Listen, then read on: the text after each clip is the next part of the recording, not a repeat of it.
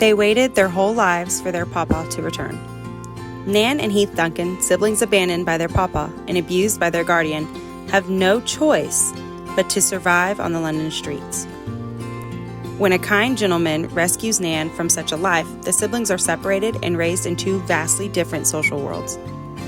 Just when both are beginning to flourish and years have healed some of their wounds, their long-awaited papa returns and reunites them, bringing demands with him.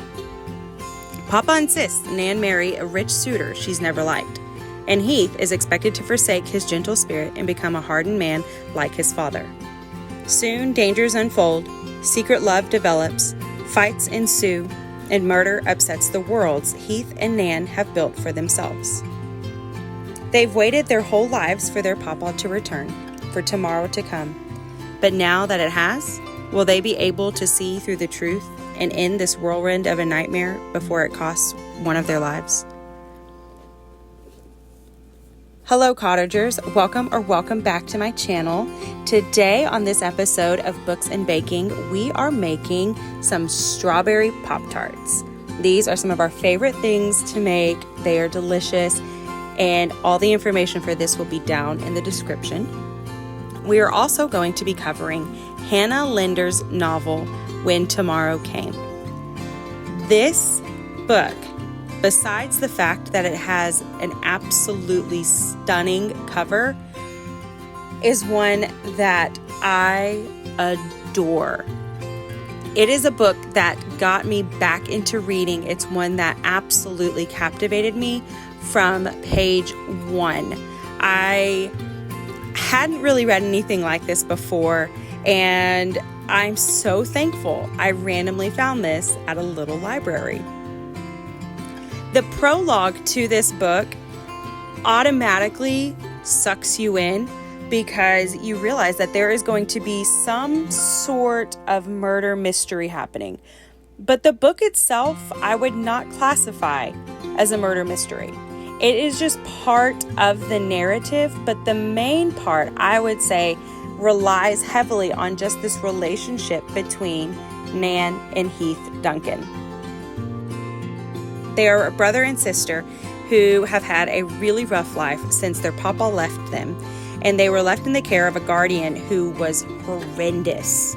So once they finally escaped this guardian and they had to survive on the streets, circumstances separated them. And then they were put into different types of worlds, basically.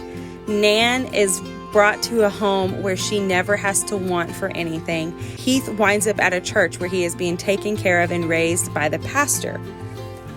So it's vastly different upbringings, and it does create a difference in these two children.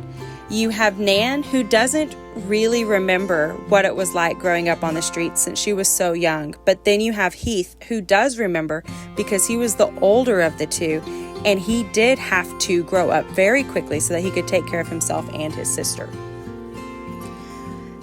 You follow Nan for a little bit and you see her relationship with this adopted family, basically, that she has ended up with. And you see her flourish into a beautiful young girl who has very much a mind of her own, but also is still a very kind-hearted person because she does remember her brother, and her brother was very good at instilling this kind side of himself into her as well. Whenever you follow Heath, you also see why he is such a nice guy. He had to go through some of the hardest things and some of the roughest things, but he never ever lost himself and lost that gentle side of him because of these hardships. So then, as the back of the book says, their papa finally returns. This is years and years down the road, but they never stopped wishing for him and hoping for him and praying for him. So when he finally shows up, they believe that their lives are about to get better, but in reality, that's not what happened. Their lives got worse. Their father wanted Nan to marry a man who, while he may have been head over heels in love with Nan, she was not quite so with him. Plus, the family that she would be marrying into was not one that you would probably want to be associated with. And then Heath was being forced to become a very stern, very hard, very robust man, which that's not necessarily bad, but it was not Heath. That was not how he was designed and created, and so he was definitely going against himself with this. It was causing a lot of conflict between Heath and Nan as well. So you see this sibling relationship that has always been very deep, even through the years of not seeing each other. You see that they're struggling in it because they are trying to appease their father in ways that they were not meant to. This book, once the Pawpaw shows up, gets absolutely wild. It is such a good book because you are on a roller coaster from that moment all the way until the very last page. I was up so late, so many nights in a row, just trying to get my answers because, like I said, the prologue shows you that there is something deeper going on and something that is a bit sinister, but it doesn't tell you who any of these people are. So all you want to know is, who is this happening to? Why is this happening? What's going to happen with Heath and Nan? Is Nan going to be able to fall in love with the man that she already loves? Or is Heath going to get to marry the girl who he has swept head over heels for? Are they going to have to grow up and do exactly like their father has asked and go against the things that they truly desire and the things that they believe are best for themselves? It is so good.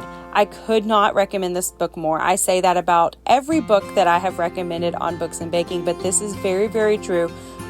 It is such a phenomenal book. If you are wanting a historical fiction that also has a bit of mystery involved, but also does have an underlying grasp on faith, this is your book. I loved this. When I finished, I was mourning the fact that I was no longer reading about Nan and Heath. They were no longer a part of my life and I had to let them go, and I was very sad about that.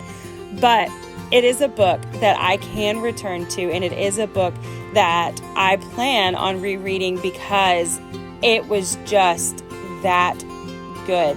You will not go wrong if you pick up this book and if you spend time in this world that Hannah Linder has created. I'm telling you, you will be so thankful that you did. It was a phenomenal, phenomenal book. I thank you guys for spending time with me and for spending time on my channel. It means the absolute world to me. And I do ask that if you have not already liked, commented, and subscribed, that you will please do so, as it does help me to grow my channel and to be able to pursue the things that I am most passionate about, which is reading and bringing you guys content. I thank you guys and love y'all, and I hope to see you guys back here next week for another Books and Baking. Bye, guys.